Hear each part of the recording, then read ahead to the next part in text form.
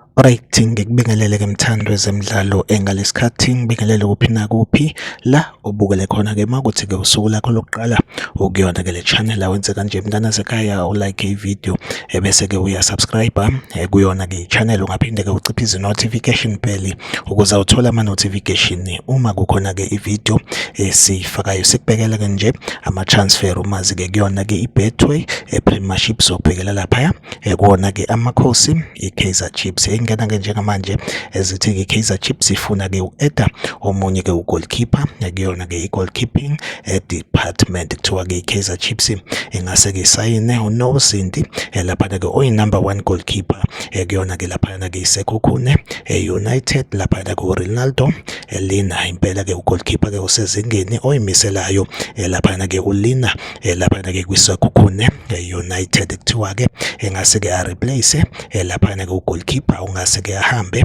kuwona-ke amakhosi laphana kuFiak Ntwari. Impela-ke iyona update engiyiphethe-ke njengamanje. Like ividiyo usubscribe kuyona-ke i-channel, mina nawe asihlangabezane kwividiyo elandelayo. Nisale kahle.